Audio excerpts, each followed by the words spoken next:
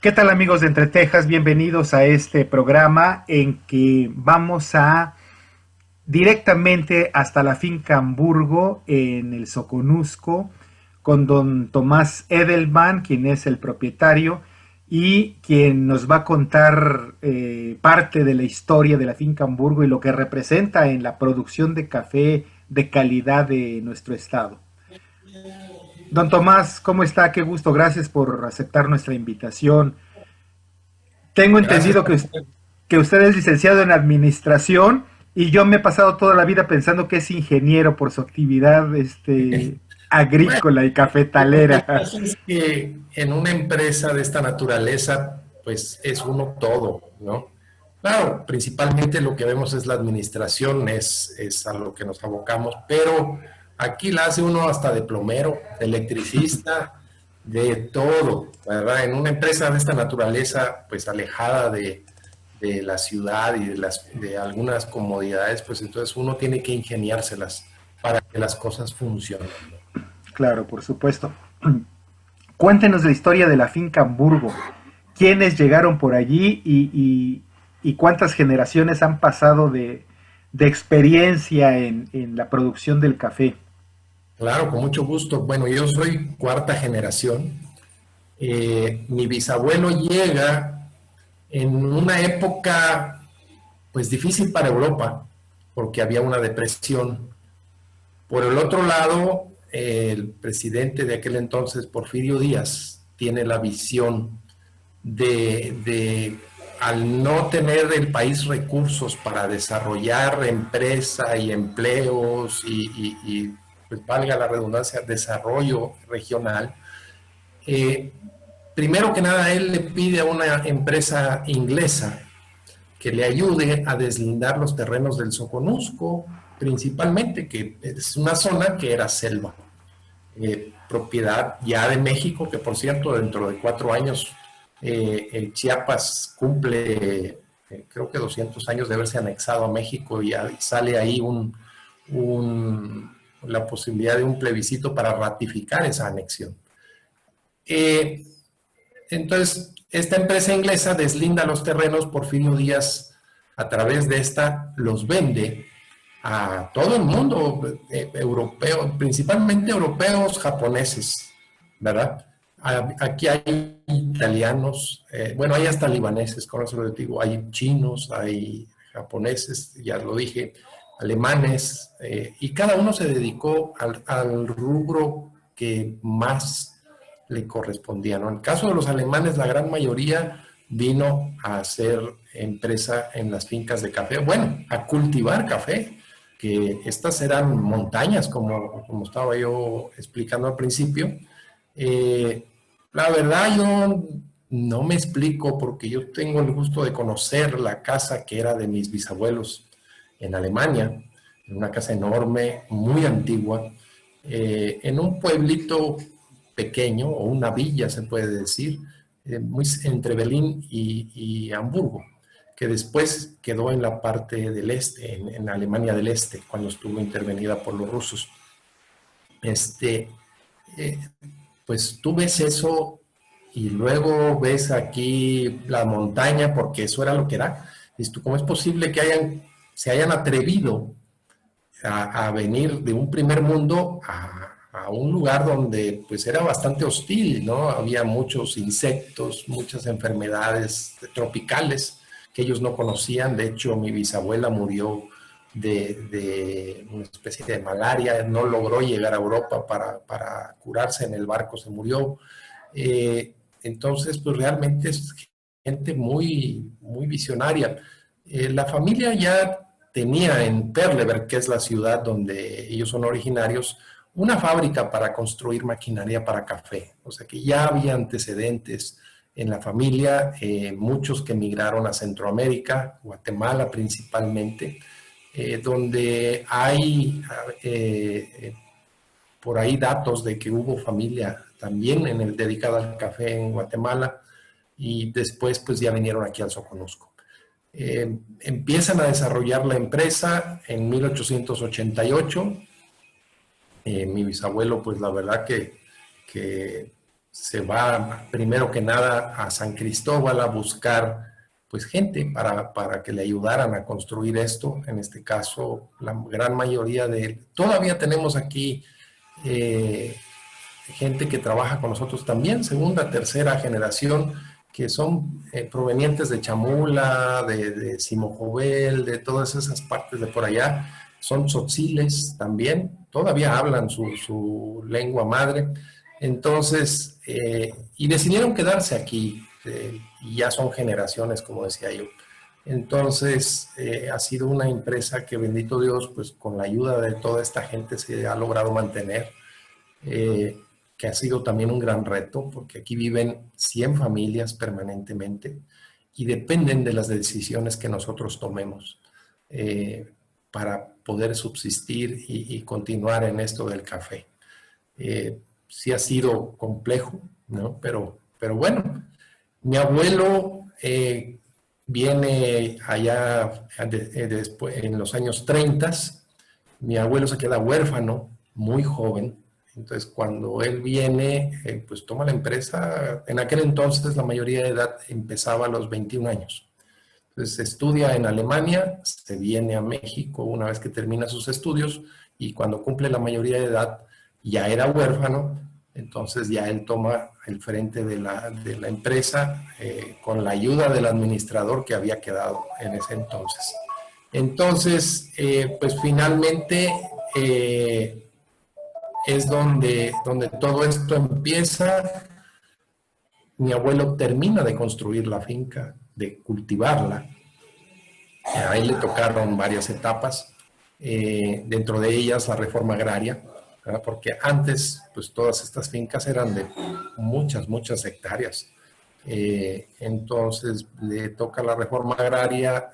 Mi abuelo decide quedarse con la parte que ya tenía cultivada y lo demás se lo da a la gente que lo ayudó a trabajar con él y a construir la empresa, ¿no? Entonces, pues hay muchos vecinos, amigos de la familia de toda la vida. Siempre nos ayudamos mutuamente.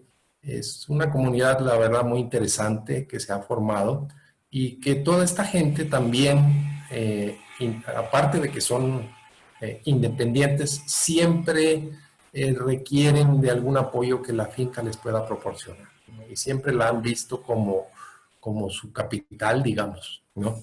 Donde ellos acuden cuando necesitan ayuda. Por ejemplo, aquí tenemos una enfermería.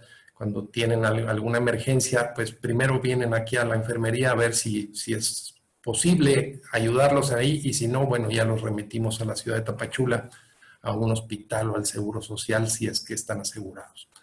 La verdad que ha sido una misión muy social también. Con muchos tenemos primaria, que fundó mi abuelo. Luego tuvimos la gran fortuna de conseguir recursos a través de nuestros clientes que nos ayudan con recursos para hacer obra, para mejorar la calidad de vida de la gente que trabaja con nosotros, dentro de ellos una telesecundaria que compartimos con las otras fincas vecinas y con el Cantón Sinaí, que está un poquito arriba de Hamburgo. Entonces, esa escuela, y ahora recientemente, hace menos de un año, se inaugura el bachillerato. Entonces, pues ya tenemos todo aquí prácticamente en la región. La idea es de que los hijos de la gente que trabaja con nosotros vaya a estas escuelas y tratar de arraigarlos acá, porque ese es otro tema también, ¿no? El café ha tenido sus altos y bajos, muchas crisis, desde el 89 que se rompió el convenio internacional del café, donde los precios se regulaban y se regulaban las exportaciones, y en el caso de los países consumidores regulaban las importaciones. Entonces, hasta el 89, todos los productores del café del mundo recibían un precio por encima del costo de producción a nivel mundial. Eso pues se rompe el convenio debido a que hubo una sobreoferta de café, o empezó a acumularse café en los países productores, principalmente Brasil. Entró Vietnam también en juego, Indonesia, que son otros grandes productores de cafés malos, pero al final de cuentas, cafés. y eso provocó una sobreoferta. Ya vieron los países compradores que podían conseguir, aunque malo, pero café mucho más barato por otros lados, y eso hace que se rompa el convenio, y de alrededor de $1.36, si no mal recuerdo que estaba en ese tiempo el mercado, se cayó a 46 centavos la libra, muy por debajo del costo de producción. Entonces esa fue la primera crisis. A un servidor le tocó, yo estaba pues recién egresado, yo me gradué en el 85, tenía apenas 4 años de estar trabajando con mi papá aquí en la finca, y pues fue un golpe muy duro, porque también no hay que olvidar que en esa época veníamos de unas devaluaciones catastróficas, de más del 100% mensual, y cosas así pues de la época de López Portillo, Echeverría y de la Madrid también, ¿no? Entonces, traíamos ahí un peso muy devaluado, con problemas. No podías programar un presupuesto porque te cambiaban la moneda de la noche a la mañana. Los intereses eran impagables, ¿verdad? La banca también tuvo muchos problemas porque pues, los créditos que daban era a tasa variable, y obviamente no había poder humano que pudiera pagar 100% de intereses en cualquier forma, ¿no? Nos toca paliar esa situación. Luego pues vinieron otro tipo de crisis. Tuvimos un huracán, el Stan, no nos olvidemos que eso nos golpeó precisamente en esta zona muy fuerte. Tuvimos muchos deslaves incomunicados. Fue justamente en el mes de octubre cuando esto sucedió, del 2012, si no mal recuerdo. No, miento, 2, 2005. 5, sí. 2005. Y justo estábamos por empezar la cosecha. Entonces, pues sí fueron 36 días para el caso nuestro de poder lograr abrir paso para poder bajar a la costa. Bendito Dios, pues ya estábamos preparados. Como iba a empezar la cosecha, en bodegas teníamos insumos suficientes para darle de comer a la gente que siempre nos apoyaba. Pero luego vino el siguiente problema: la gente creyó que la finca ya no existía por tanta agua. Entonces no venían, hubo que mandar gente a avisarles que ya estaba la cosecha y que la finca seguía funcionando. Creo que en el caso de los que vivían aquí en la finca no les fue tan mal como a los que estaban en la costa. Falleció mucha gente en la costa, la verdad, en la ciudad de Tapachula, de Huixtla, y ciudades circunvecinas. Fue una catástrofe, realmente, ¿no? Tuvimos muchos deslaves dentro de los cafetales, caminos tapados. Realmente sí fue una situación difícil. Luego, pues en el 2013 nos cae un hongo al cual creíamos que estábamos acostumbrados, que ya había venido antes, pero no tan fuerte. Se llama Emilia bastatrix, que es la roya comúnmente dicho. Es un hongo que lo que hace es defoliar las plantas en cosa de 45 días. Como anécdota, ese año, pues la roya entró en el periodo de vacaciones, digamos julio, agosto, y nosotros acostumbramos en esa época pues siempre salir a pasear con la familia, y cuando regresamos vimos que estaba pues todo el cafetal sin hojas. Parecía como que se hubieran pasado una rasuradora, ¿no? Increíble, de veras, y ya no se podía hacer nada, ¿no? Entonces, una planta al no tener hojas, automáticamente pues pierde sus pulmones, y la fotosíntesis deja de existir, y el grano ya no madura, ¿verdad? Entonces prácticamente empieza a morirse la planta. Entonces hay que hacer algo drástico ahí. Nunca nos imaginamos, los amigos de Centroamérica siempre nos decían: tengan mucho cuidado porque sí está fuerte. La verdad, lo tomamos a la ligera, y cuando venimos a ver, teníamos ese gravísimo problema, ¿no? Entonces, ese primer año perdimos alrededor del 30% de la cosecha. Al año siguiente fue el 50%, hasta que aprendimos cómo convivir con este hongo, y cómo combatirlo, ¿no? Que es a través de fungicidas. En lo que empezábamos a ver el tema de variedades que ya se estaban desarrollando o que ya se habían desarrollado en Centroamérica y en Brasil específicamente, variedades que eran tolerantes. Antes decían la palabra resistente, eso ya no existe. Ahora solo se usa la palabra tolerante porque ya algunas de esas variedades también les pega la roya, ¿no? Entonces, empezamos a buscar las mejores opciones. En el caso de Hamburgo, usted que la conoce, tenemos un banco de germoplasma a raíz de que pues carecemos de un instituto del café que tuvimos muchos años, que era el que se dedicaba a investigar todo este tipo de situaciones. Bueno, nosotros nos vemos en la necesidad de primero que nada probar adaptabilidad de todas estas variedades nuevas, calidad en taza, productividad y una serie de situaciones. Para no hacerle el cuento largo, hoy día tenemos arriba de 22 distintas variedades en experimentación aquí en la finca. Algunas de ellas se han comportado muy bien, otras definitivamente no se han podido adaptar. Hemos estado también en el tema de evaluación de taza, que para el tema de Cafetales Hamburgo es muy importante, dado a que nos dedicamos a la venta de cafés especiales. Eso quiere decir una taza con una calificación por encima de los 80 puntos, de acuerdo a la SCA, que es la Specialty Coffee Association, y partiendo de la base que también todo el café que sale de la empresa lleva 0 defectos. Entonces estamos garantizándole al tostador y a la gente que nos hace el favor de comprar nuestro café, de que es un café de primerísima calidad, con 0 defectos y que jamás van a tener un problema al venderlo a sus clientes de ellos, ¿no? Eso es lo que también nos ha salvado desde hace un poco más de 20 años. Tuvimos la gran fortuna de encontrar una empresa familiar también en Estados Unidos que tiene un gran sentido social y que comprenden lo difícil que es producir café. Entonces, cada año nos sentamos a la mesa, vemos costos de producción, una utilidad razonable. Obviamente ellos también tienen que buscar quién les compre ese café porque es más caro que el común que encuentran en el mercado. Pero hemos siempre, gracias a ellos, hemos logrado subsistir. Con tristeza, tengo que decir que muchas fincas vecinas, directas, grandes también, como lo es Finca Hamburgo, pues ya no existen, ya no producen nada.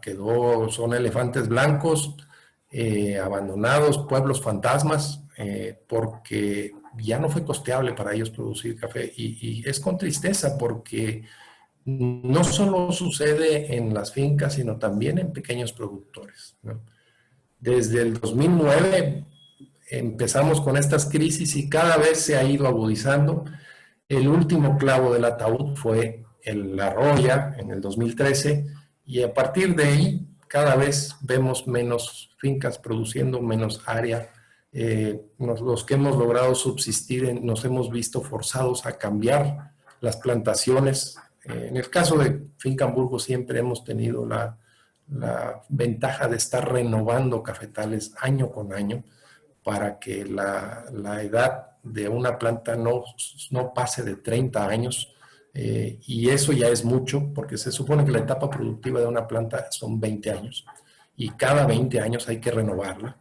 Entonces ha sido un proceso largo, pero desde el 2013 que teníamos ahí un pequeño vivero empezamos a renovar cafetales. Desde el 2014 empezamos a cultivar variedades tolerantes a la roya, que eso nos ha ayudado también un poco a paliar el gasto de los fungicidas que son muy caros y sobre todo que hay que aplicarlo 5 veces por ciclo, o sea, en una cosecha. ¿Por qué? Porque estamos en una zona donde llueven más de 5 metros de agua al año.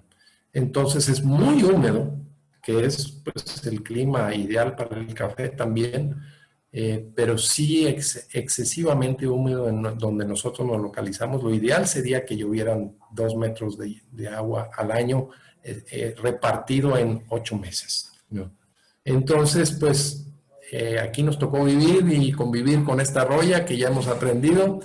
Llevamos más o menos el 50% de la plantación ya renovada con estas variedades. No olvidemos que, pues, al sembrar una planta tienes que esperar 3 años para que te empiece a producir. Y en esos 3 años tienes que cuidarla como un bebé, ¿no? Entonces, el costo para renovar plantaciones también no es cualquier cosa. El tema de los apoyos de los gobiernos se ha venido a menos. Bueno, este año ya ni se diga, el PEF no consideró nada para la agricultura en general. Yo tuve la fortuna de ser delegado federal de Zagarpa en el 2009. Ahí todavía veníamos de presupuestos muy amplios para la agricultura en general. Y cuando estuvo en la época del presidente Fox, logramos todo el gremio cafetalero a nivel nacional convencer al gobierno de que nos diera un préstamo a tasa cero de dineros, pero que fuera dirigido a la productividad. Y es algo que yo siempre he aplaudido y que, bendito Dios, nos escucharon. Y este préstamo se llamaba Fondo de Compensación de Precios al Café. ¿Qué quería decir esto? Que se fijó un estándar de costo de producción y si el mercado estaba por debajo de eso, entonces el gobierno te apoyaba para compensar tu costo de producción, para que no dejaras de producir. Y eso sucedió durante alrededor de 3, 4 años, con la condición de que cuando los precios estuvieran por encima del costo de producción, tú ibas a devolver esos dineros al fideicomiso que se formó en ese entonces. Y así fue, así fue. La verdad, creo que es la forma de ayudar al sector agrícola en general, ¿verdad? Porque tienes que apoyar la productividad, no dar subsidios. Los subsidios no ayudan porque no lo sabes apreciar.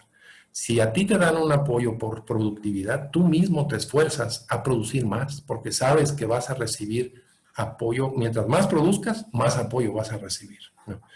Eso creo yo que funcionó muy bien. Lamentablemente, pues se acabó. Decidieron disolver ese fideicomiso, ya no existe. Entonces, queda ahí una institución que se llama AMECAFé, Asociación Mexicana del Café, que vive de un poquito de lo que quedó de ese fondo. Terminaron entregándole a los productores lo poco que habían devuelto. Los que devolvieron el dinero, pues lo que tenían ahí ahorrado, se los volvieron a regresar a los productores. Y los que nunca devolvieron, pues no recibieron nada, ¿no? Entonces, es triste esa etapa de la historia. Entonces, hoy día, pues estamos a la deriva, sin apoyo en ningún sentido del sector agrícola. Los pequeños productores sí tienen un poquito de ayuda, pero ahorita, por ejemplo, están con el tema ese de Sembrando Vida. Están sembrando árboles a diestra y siniestra, pero tristemente antes de que los siembren les piden que deforesten totalmente, siendo que los árboles pueden convivir con el café. O sea, tú puedes sembrar árboles en medio de un cafetal y vivir de las dos cosas. Entonces, pues, como experto agricultor, yo sí te diría que es un programa que creo que no se está aplicando como debe de ser, ¿verdad? Porque por un lado están queriendo reforestar, pero por otro lado, para poder hacerlo tienes que deforestar primero, ¿no? Entonces, es un caso difícil, ¿no? Pero bueno, aquí seguimos. Ahorita ya con la bendición de Dios, pues estamos también ya abriendo cafeterías en la Ciudad de México. Se llaman Postales de Café de Finca Hamburgo. Está funcionando muy bien. El tema ahí es calidad, ¿verdad? Siempre hemos dicho que el café se parece mucho al vino. Una vez que pruebas un buen vino, difícilmente regresas a lo que estabas tomando antes. Y lo mismo sucede con el café, ¿no? Una vez que pruebas un buen café, difícilmente regresas a la porquería que tomabas antes, ¿no? Perdón por la expresión, pero pues es la realidad, ¿no? Hay otro dicho también ahí que un mal café se compone con azúcar, pero también, no, miento, un mal café, un buen café no necesita azúcar y un mal café no la merece, ¿no? Ese es el dicho realmente. Y bueno, esa es la historia de Finca Hamburgo. Estamos vivos gracias a estas empresas que nos pagan costo de producción, más una utilidad razonable, más un proyecto social agregado a esto. Entonces, todos contentos, ¿no? También hace 13 años empezamos con el tema turístico. Empezamos a ver que había mucha migración de la gente que nos ayudaba aquí en el campo con justificadas razones, o sea, iban buscando un mejor nivel de vida y obviamente querían migrar al norte y empezaron a hacerlo así. Se empezó a quedar en la finca pues los niños, las esposas, los papás de estas personas. Entonces empezó a haber un problema serio de que la mano de obra que nos estaba ayudando a seguir en el café pues estaba yendo. Entonces pensamos, bueno, ¿cómo podemos dentro del mismo café generar empleos adicionales a los familiares de esta gente? Para que en cada hogar no solo haya el ingreso del padre, sino también de la esposa, las hijas o la gente mayor, ¿no? Como es un trabajo relativamente sencillo, de ahí nace la idea de poner el turismo y logramos detener en buena medida esa necesidad de emigrar gracias a los turistas que vienen y pues ven nuestro trabajo, que es nuestra pasión, y aprenden mucho, ¿no? Aprenden que pues de beber un café no es solo cortarlo, tostarlo y tomarlo, que hay miles de horas y de trabajo, mucho trabajo detrás de una taza de café. Y sobre todo de una taza de café de especialidad, ¿no? Que empieza desde la variedad que vas a cultivar, ¿no? Entonces, bendito Dios, ha ido caminando con mucho éxito. Los que quieran visitarnos, la página es www.fincahamburgo.com, es muy fácil. Y ahí está también el tema de las cafeterías, que ya está. Estamos por salir también ya prontamente con café tostado en Anaquel. Entonces, poco a poco diversificándonos y sacando producto terminado para, obviamente, pues subsistir, ¿no? Claro. Qué maravilla. Nos ha dado en este breve lapso una radiografía de la complejidad del trabajo de 4 generaciones, de las actividades agrícolas en torno al café y desembocar en turismo. Le voy a pedir un favor porque creo que esto bien se lo merecen como homenaje. Los nombres del bisabuelo y la bisabuela y de los abuelos, digo, porque Con mucho gusto. uno siempre piensa en el bisabuelo que inició, ¿no? Pero ahí estuvo a su lado la bisabuela, entonces díganos los Claro, nombres por y sus supuesto. papás también, por favor, don El Tomás. bisabuelo se llamaba Arthur Erich y su esposa Doris. Mi abuelo se llamaba Harald Bruno, y su esposa María Luisa, o Marlis, como se dice en alemán, ¿no? Mi papá Everardo y mi mamá Bárbara. Ellos ya fueron nacidos en México. Es más, mi mamá nació en una finca vecina y es Mm, gemela, además. mm. Mi mamá vive todavía, bendito Dios. Entonces, y ya está también la quinta generación. Nuestros hijos ya Sí, sí. están participando, o sea, nuestro hijo Tomás Bruno está también ya aquí en la finca participando. Él tiene 31 años y va avanzando. Nuestra hija es la que se encarga de las cafeterías en la Ciudad de México, Miranda. Y bueno, también cuento con el apoyo de mi esposa, que es la que lleva las finanzas de la empresa. Ella es contador público, tiene una maestría en finanzas, entonces, pues, ¿qué más puedo pedir? Tengo toda la ayuda del mundo y de toda la familia, ¿no? Entonces, es algo también que nos ha ayudado mucho a sostener esta empresa. Sin duda, porque la pasión con que se afronta el trabajo, la profesión es mayor. Siempre lo hemos dicho en los últimos años con mucha nostalgia, de que se han perdido los oficios, ¿no? Padre carpintero, los hijos aprendieron, ya fue ebanista, en fin, todo esto, ¿no? Mi caso particular es hijo impresor, digo padre impresor, hijo editor, también sé de la imprenta, por supuesto, soy impresor, pero eso es lo que yo veo en el caso de la finca Hamburgo, ¿no? Que esta enorme tradición, en vez de haberse convertido en una pesada carga sobre los hombros, fue un reto y un compromiso para seguir adelante y aprovechar toda la experiencia acumulada de todo este tiempo, de estas generaciones. Don Tomás, vamos a ir a una breve pausa, vamos a aprovechar para mostrar algo de la finca Hamburgo, que nos hizo favor de facilitar Ulises Hidalgo, colaborador suyo, y continuaremos, porque me quedaron muchas preguntas que creo que ya es el momento de formularlas. Claro, Vamos claro, mucho gusto. y regresamos enseguida. Muchas gracias. A usted.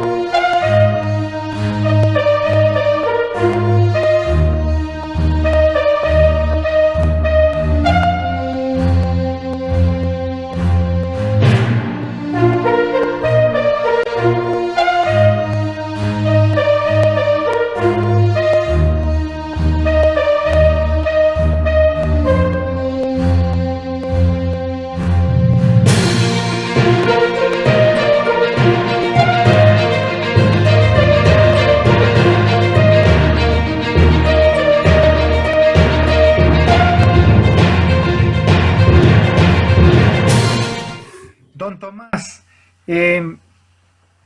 tantas preguntas, pero bueno, recuerdo que he estado un par de veces en Finca Hamburgo, en Finca Argovia, conozco las que están alrededor, Irlanda, en fin, ya usted nos habló de todas ellas.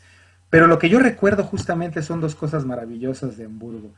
Esta gran y febril actividad en torno al café, las plantaciones, la sombra para los cafés, las variedades que cultivan, por supuesto, este banco de germosperma, germoplasma, perdón, todo eso, ¿no? Pero a la vuelta, o en la mañanita, o en la tardecita, en la noche, tomarse un delicioso café. Los diferentes métodos de preparación del café que ustedes ofrecen, que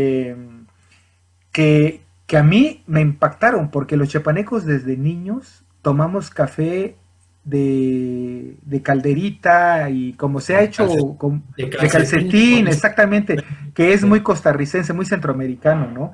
Sí.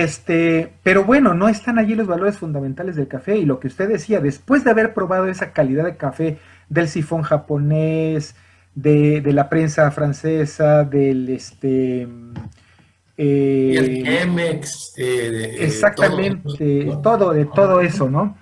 El dripper, en fin, ¿no? quizás el mismo grano. Exacto, el mismo café con el método distinto, ¿cómo cambia? O sea, claro, el mismo café, la misma agua, pero simplemente el método de prepararlo, ¿cómo le cambia los transforma, sabores? Entonces, y uno empieza a aprender a degustar el cuerpo, el aroma, y luego uno ya rústicamente empieza a hacer sus mezclas para mi propia casa, que tenga más cuerpo, un poquito más aroma, en fin, ¿no? Pero como usted dice, en verdad, eso es una experiencia invaluable, como los vinos. Uno probó un buen café y después ya no quiere regresar al café de la esquina o del restaurante o de estas cadenas enormes que hay en todos lados, restaurantes que dan un café terrible. Sí. Pero bueno, ¿por qué digo todo esto? Porque deberíamos tener conciencia los chiapanecos y los mexicanos en general de la gran calidad de café que se produce en nuestro país, en nuestro estado, en esa región suya. Yo, bueno, tengo más acceso al café que se produce en la región de la Selva, en Maravilla, Tenejapa, en orgánico, en partes altas, pero sé que lo que ustedes producen es de una maravilla. Y lo que resulta inaudito es que las políticas públicas no siguen impulsando eso que es uno de, de nuestras grandes fortalezas, ¿no? A mí me parece muy bien. Lo que no entiende muchas veces la gente o la gente que está en el gobierno es que el capital de trabajo es fundamental y ese esquema que usted platicaba de el crédito, tasa cero y que se puede, que se debe reembolsar, pues creo que es una gran ayuda, pero ya no sigue ocurriendo. Claro. Sí, no es dinero regalado, es No, prestado. Tasas claro, cero, es, sí. sí, Lo que te requieren son los intereses, ¿no? claro, Creo que eso ayuda mucho, ¿no? Entonces, por supuesto. pues como vuelvo al caso que decía yo cuando eso se dio, tuvimos pues mucha influencia en la Asociación Mexicana del Café, incluso el gobierno federal en esa época nos escuchó, el gobierno estatal también, y logramos hacer mucho, ¿no? Un tema que también es muy importante mencionar es la consistencia en la publicidad que se hace de un café. Le voy a mencionar un nombre y usted inmediatamente lo va a relacionar con un país. Juan Valdés, ¿no? Sí, claro, Colombia, por Seguramente supuesto. sabe quién es, Claro, ¿no? claro. Bueno, pues ese Juan Valdés tiene, no sé, 50 años de existir, ¿verdad? Ha habido consistencia en simplemente en la publicidad del café de ese país, ¿verdad? Y es Claro, sinónimo de calidad. claro. Pues déjeme decirle que el café chiapaneco en muchas ocasiones es hasta mejor que ese café, ¿verdad? Mucha Sin gente duda, no lo sabe, ¿no? claro. Mucha gente no lo sabe porque, pues, no han tenido la oportunidad de verlo, pero se lo digo, yo estuve ahí, yo vi cómo producen y la calidad que sacan, pues ya la gente lo compra por el nombre, por la marca, como muchas otras cosas, ¿no? A veces compran por el nombre y no tanto por la calidad. Sí, claro, por Se, supuesto. se demerita en muchos casos, ¿no? Yo siento que ahí tenemos mucho que hacer. Lamentablemente, pues gobiernos van, gobiernos vienen y cada gobierno trae su nueva idea, su nuevo... Entonces hay que volver a empezar, O ¿no? su falta de ideas tampoco sea tan benévolo. También, bueno, sí, también. Sí, porque en Sí, verdad es que sí, claro, claro. En esa época tuvimos una campaña publicitaria como Cafés de México increíble. Yo creo que ha sido la mejor campaña publicitaria que México ha tenido en toda la vida. Muy bonito, o sea, se le invirtió por parte del gobierno, le invirtió buen dinero y a los 6 años se echó a perder, o bueno, menos, a los 4 años, porque nos llevamos 2 años en hacerla, todos colaboramos con ella.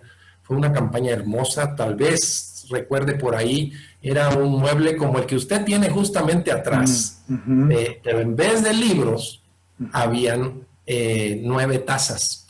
Y las tazas eran con motivos mexicanos, digamos, de talavera, una de barro, una de peltre, y con colores muy mexicanos, ¿no? El rosa mexicano, el azul que tanto se usa. De veras, era una publicidad muy, muy bonita que nos caracterizaba y en todos lados decía Café de México, ¿no? Y claro, el que tenía ese sello era café de especialidad. claro. Lamentablemente, pues entró el siguiente gobierno y se acabó. El secretario de Agricultura traía otras ideas y echó abajo lo que se había hecho con el anterior. Y eso es lo que pasa mucho en nuestro país, en general, ¿no? Cada vez que se cambia de gobierno, todo cambia, ¿no? No se le da continuidad a las obras, a los programas, a todo, ¿no? Es realmente muy difícil así. En cambio, el ejemplo que le doy de Colombia, pues ahí la Federación de Cafeteros de Colombia pesa. Y ahí ellos toman opinión junto con el gobierno federal Claro, de Colombia, obviamente, ¿no? claro, ¿cuál debe ser? Es tan importante el café para ellos bueno, aquí en el caso nuestro en algún momento fuimos el tercer ingresor de divisas al país. Estoy hablando de hace 40 años, ¿no? Primero siempre fue el petróleo, luego era el turismo y luego le seguía el café, ¿verdad? Luego entraron las divisas y ahorita ya somos como por el 14, ¿verdad? Terriblemente, porque también la productividad en México ha bajado mucho, y otros países la han incrementado, como Honduras, por ejemplo. Honduras hoy día es, si no me equivoco, el cuarto productor a nivel mundial de arábigas. Entonces, México se ha venido a menos desde el 2009, digamos, por ahí, o 1989. Desde ahí empezó la crisis, como decía yo al principio. México llegó a producir 6 millones de sacos. Y el 50% de esos 6 millones de sacos los produce o producía Chiapas. Increíblemente. Y el 50% de esos 3 millones, digamos, del país, de Chiapas, los producía Soconusco, ¿no? Claro, claro, por Entonces, supuesto. es la zona más importante. Hoy día, yo creo que con suerte, Chiapas está produciendo 1.5 millones de sacos. Hay mucha incertidumbre porque también usted mencionó los cafés de la esquina, por no decir nombres. Pues tenemos una frontera muy porosa y toda la basura que se produce en Centroamérica llega a parar acá y se transforma acá y se vende acá, ¿verdad? Entonces, pues si sumamos la basura de todos los países centroamericanos más la nuestra, pues imagínese el volumen de café que hay que vender, ¿no? Claro, como bien decía, si usted prueba un buen café, difícilmente regresa a eso que estaba tomando antes, ¿no? Claro. El tema es eso, ¿no? Y de eso se trata el turismo que estamos haciendo, de hacer conciencia y de que la gente sepa apreciar un buen café. Claro. Fíjese que estaba recordando un eslogan, digo, a mí me tocó aquí en Comitán tener un tío que era coyote, compraba una gran cantidad de café, revendía, exportaba, hizo fortunas con eso. Ese es el tema que de alguna manera me ha rodeado, ¿no? Pero había aquí una empresa transnacional concentradora de café y que después me llamó mucho la atención porque en uno de sus muros decía, si cada mexicano tomamos una taza de café al día, sería suficiente para elevar la economía del país, sobre todo la del café, ¿no? Si eso ocurre en realidad. Claro, yo nunca había pensado en lo que usted me platica de esta frontera porosa que afecta a la economía local. Y es ahí donde debe estar justamente la protección gubernamental para que eso no ocurra, para defender el producto nacional, en fin, muchas cosas de esas, ¿no? Fíjese que estoy recordando aquellas épocas de gloria que quizá no me tocaron tanto, usted habla de hace 40 años, pero yo podría recordar hace 15 años funcionarios de Inmecafé que iban a Londres, a la bolsa del café en Londres, yo no sabía que ahí estaba, la gran bolsa importante ¿Sí? del mundo, y que iban a participar como por parte del país para ver los compromisos de venta, de tarifas, en fin, todo eso, ¿no? Que eso de Es alguna correcto. manera se ha venido Era para parte abajo. de los Exacto, convenios internacionales del café. A lo sí, que iban era a negociar cuánto café le iban a autorizar a México para exportar y en qué épocas, porque había, o sea, a veces te hacían guardar el café X tiempo, sí te decían, sabes que sí vas a poder exportar, pero en estas fechas, ¿no? Y vas a exportar tanto café a este país o a este continente y tanto café a este otro continente, porque también del otro lado había los países consumidores y ahí llegaban todos a un acuerdo. Eso era la función de la Organización Internacional del Café, la OIC, que también tiene su sede en Londres, ¿verdad? Porque pues ahí está la bolsa de los arábigas. La bolsa de los robustas está en Estados Unidos, ¿no? don, don Tomás, Yo crecí con la idea de que las fincas cafetaleras alemanas bajaban la producción, la ponían en lo que hoy es Puerto Chiapas y exportaban a Europa y a Asia, y que ese era su mercado. ¿Eso es real? ¿Se terminó en algún momento? ¿Ocurre Bueno, todavía? al principio así fue, el café bajaba en patachos de mula hasta San Benito, hoy Puerto Chiapas, y ahí se anclaba un barco detrás del tumbo, como dicen aquí, detrás de las olas, y ponían un cable, y en ese cable jalaban una lancha grande y iban subiendo los sacos poco a poco al barco y hacía una gran travesía, pasaba por el canal de Panamá y ya se iba hasta Europa, ¿no? O a Estados Unidos también. Pero principalmente el café que se producía en México la mayor parte se iba a Europa y a Estados Unidos, ¿no? Cuando empezó este tema de controlar los mercados, de ponerle cuotas y todo eso, siempre fue más fácil comercializar con Estados Unidos por tenerlo tan cerca, ¿no? Entonces lo que hacía la empresa norteamericana se venía, instalaba aquí una empresa compradora, llamémosle así, una de esas transnacionales. Entonces tú podías ignorar tu café con ellos. Quiere decir que les entregabas el café, te daban un anticipo a cuenta para contarle que ellos se lo quedaran y ya después te pagaban tu remanente cuando ellos lo podían exportar. Ese era uno de los métodos que se utilizaban. Y para el agricultor, pues a veces era necesario para hacerse de flujo de efectivo. Entonces entregaban su café en estas bodegas y con eso recibían recursos para poder seguir trabajando, ¿no? Eso cuando los precios pues estaban bien. Ya después cuando se terminó el convenio, pues se volvió libre mercado, cada quien vende donde quiere.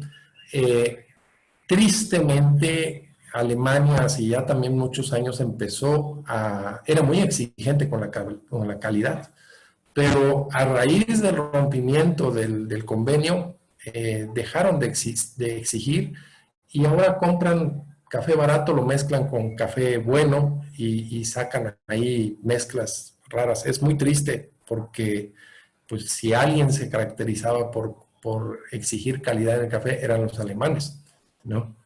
Y los europeos, ¿no? Ahora, pues muchos de ellos compran cafés muy baratos y eso es lo que ha llevado a muchos países a tener extrema pobreza, ¿no? No olvidemos que hay países que viven del café. Guatemala es uno de ellos, Nicaragua, Honduras, El Honduras, sí. Salvador, ¿no? Costa Rica ya no tanto, pues Costa Rica se ha industrializado mucho, sigue produciendo café, pero ya no tanto Colombia. Colombia vive del café, Colombia no tiene petróleo, o si lo tiene, tiene muy poquito, ¿no? Entonces, son las diferencias que ha habido en muchos países, ¿no? Pero sí, muchos países centroamericanos viven y dependen del café, de conforme el mercado de café es como le va al país, ¿no? Claro. ¿Cómo cree que está la cultura del café en nuestro país? A propósito de lo que yo comentaba de una taza de buen café al día por cada mexicano, ¿cómo siente que está la cultura del café en nuestro país en general? No en las élites donde toman buen café y exigen, sino en general. Como que todavía no Sí. entendemos de la importancia del café, ¿no? Como pasa con el cacao inclusive, ¿no? Claro, claro. Pues mire, antes de esa publicidad que le digo que fue muy buena, el consumo de café en México era alrededor de 700 gramos per cápita. Gracias a esos 3, 4 años de publicidad de Cafés de México, lo que le digo de las tacitas y como el mueble que usted tiene a sus espaldas, este, subió a 1.7 kilos per cápita, para que vea lo importante que es la publicidad y Claro. cómo se maneja, ¿no? El tema de café, el tema de calidad. Lamentablemente, pues ahí se quedó. Pero hoy día sí le puedo decir que el consumo per cápita anda alrededor de 1.7 y sigue incrementando gracias a todas esas cafeterías que vinieron primero de fuera, de nombres ya muy conocidos, el de La Sirenita, por ejemplo, ¿verdad? Y ahora, pues los productores del país también muchos se han aventurado en poner cafeterías y sacar un producto terminado, ¿no? O ya procesado. Ya no solo conformarse en vender materia prima, que eso no te lleva a nada, ¿no? Entonces, hemos tenido que innovar ahí y es lo que nos ha mantenido a flote, ¿no? Entonces, la gente empieza a valorar los buenos cafés. En vez de ir a la tienda de la esquina, prefieren caminar unos cuantos pasos más y ir a la cafetería que está ahí a la vuelta, digamos, ¿no? Eh, y pero exigir que, cada pero que, vez es- pero que se ha ido volviendo hábito en realidad. Uno lo ve en todos lados. O esto. sea, el cafecito, tal vez salí de la casa y no me alcancé a tomar el café y me lo paso a comprar y lo tomo en la oficina o tengo mi cafetera en la oficina. Claro, Y es que sí es, se ve que esto también es parte del marketing, ¿no? por supuesto, De un bueno, hábito no, que tiene que ver con un buen vivir, ¿no? eso y además que no olvidemos que el café es la única droga legal vendida en el mundo, ¿no? Porque al final de cuentas es adictivo, ¿no? O sea, tú no puedes realizar tu día si no te tomas primero una taza de café. Sucede en muchos casos. Hay mucha gente que si no se puede dormir si no se toma una taza de café antes. La verdad, eso yo no lo entiendo, porque se supone que el café te acelera el ritmo cardíaco, ¿no? Claro. Es un gran estimulante, sin Hay duda. países, por ejemplo, en Japón, claro, el Japón utiliza en sus grandes empresas donde tiene cientos de gentes trabajando en pequeños cubículos, cada 2 horas pasa un carrito con shots de expreso, ¿verdad? Y le da a su gente porque eso los hace rendir más. Brasil incluyó dentro de sus desayunos escolares el café con leche para los niños. Lo que provocó eso es que los niños estuvieran más despiertos y mentalmente tuvieran mucho más agilidad, ¿no? Eso fue un gran éxito en Brasil. Tan es así que hoy día el 50% de lo que produce ese país se consume. Y estamos hablando de 100 millones de sacos. Se consumen 50, ¿no? Entonces, miento, son 60 millones de sacos, se consumen 30. 100 millones es la producción mundial de cafés de arábigas, más o menos, ¿no? Entonces, pues eso ha sido de mucho éxito. Nosotros hemos tratado con las organizaciones que nos representan de decirle al gobierno, oye, haz lo mismo que hizo Brasil, o sea, ahí tienes el ejemplo, ¿no? Una, pues tus niños van a estar más despiertos cuando estén recibiendo clases y eso va a ayudar, ¿no? Ya no se diga en las empresas, ¿no? Hoy día hay empresas que te rentan oficinas por hora, por día, por semana en las grandes ciudades y lo primero que te ofrecen es café. En cada piso tienen una cafetera y incluso hay cafeterías en uno de los pisos donde tú puedes ir a hacer negocios y pagar por entrar en una especie de club de oficinas, digamos, ¿no? Entonces, todo eso está cambiando y sí, las cafeterías vinieron para quedarse, la gente los disfruta simplemente para ir a platicar o para ir a leer un libro. Hay muchas aristas, ¿no? Sí, claro. Lo que yo propondría después de ver la experiencia con los niños y con los trabajadores en Japón es que en nuestro país obligatoriamente los políticos se tomaran unas 4 tazas durante la mañana. Tal vez eso los espabilaría y estarían mucho mejor. Oiga, don Estaría Tomás. genial que les pasaran a dar a los legisladores su Sí, tacita de café cada 2 horas, ¿no? Eso expreso, ayudaría claro, mucho. ¿Eh? muchísimo. Ahí está la responsabilidad suya. Oiga, don Tomás, estoy pensando algo que usted no lo comentó. Es obvio porque usted está en medio de gran café, de gran calidad, y no lo ha experimentado, pero hay quienes, si no tomamos nuestras 2 o 3 obligatorias tazas de café al día, tenemos dolor de cabeza. Sí, así Sí, ocurre. es el efecto de la cafeína. Exacto, pero ahora se la voy a voltear a usted. El dolor Ujú. de cabeza le da a usted por no producir un buen café y en cantidad como debería ser. Eh, Esa ha pues sido su misión. eso sí, ¿verdad? De hecho, pues sí, cierto, la cafeaspirina está hecha a base de la nicotina, perdón, de la cafeína que tiene el café, ¿no? Claro, claro. Entonces, pues a mucha gente es cierto, le duele la cabeza y con tomarse una buena taza de café es suficiente. Claro. ¿Verdad? Sí. Don Tomás, pues qué agradable conversación. En verdad es que a mí, en mi caso particular, y creo que muchísima gente, no nos queda más que agradecerle a usted y a su familia a lo largo de estas generaciones la producción de café de gran calidad que nos da orgullo a los chiapanecos, entre otras cosas, por supuesto, y también por esa gran empresa maravillosa que ya habrá oportunidad de hablar en otro momento con imágenes y todo de lo que es la finca Hamburgo, que es un lugar Gracias. excepcional también, por supuesto. Y algo que con lo que me quedo yo es que no había tenido oportunidad de tratarlo a usted, pero sin duda a un empresario con un gran sentido social, que es lo que necesita nuestro país en verdad, para que no se den estas discrepancias entre los que abusaron del país y los que no. Yo creo que ese sentido social es fundamental para todos y yo creo que también eso lo ha enseñado toda esta experiencia generacional y estar en torno a un lugar tan paradisíaco como lo es la finca Hamburgo. Sí, muchas gracias, ¿no? Siempre bienvenidos, pues si quieren aprender más de café, este es el lugar que tienen que visitar definitivamente, ¿no? Por Eh, supuesto. tenemos mucha gente que nos visita del norte del país, por ejemplo, de Estados Unidos, ya no se diga, Europa, y lo primero que nos dicen es, oye, ¿por qué es tan caro el café? Pero les digo, a ver, permítanme tantito, ¿no? O sea, vuélvanmelo a preguntar cuando termine su visita. Y ahí ya es todo lo contrario, dice, no, qué bruto, dice, debería de ser el triple de caro. Pues sí, Claro. ¿verdad? Porque Sí, además es la bebida más barata del mundo. O sea, sí, un bote de agua en muchas ocasiones es más caro que un café simple. claro. Y se van con la sensación de que tomaron el mejor Bordeaux de su vida, ¿no? En Correcto, realidad. Por eso correcto. me Sí, gusta la comparación que hacen los colombianos del café, que es el tinto, ¿no?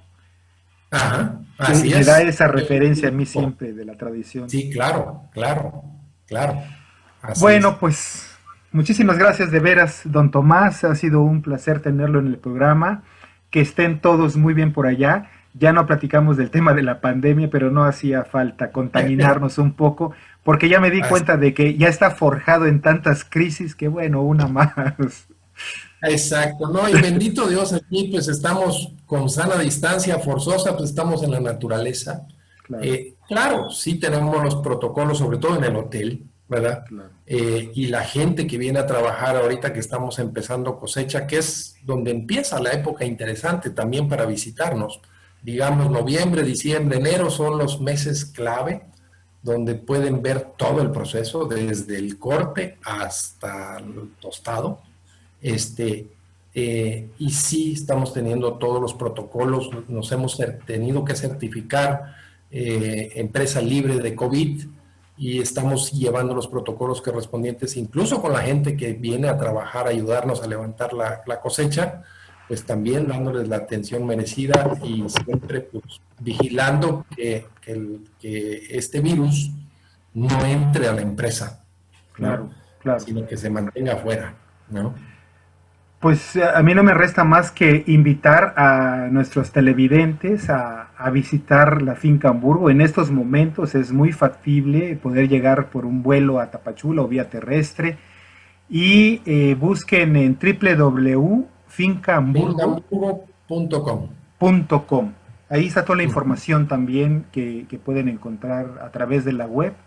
Y pues muchas gracias por acompañarnos en este programa. Recuerden que estar en contacto con la naturaleza es fundamental en estos tiempos. Aprovechen la oportunidad y tómense un buen café, un par de tazas de buen café al día y ya verán el resultado. Muchísimas gracias. Nos vemos a la siguiente. Que estén muy bien. Hasta luego.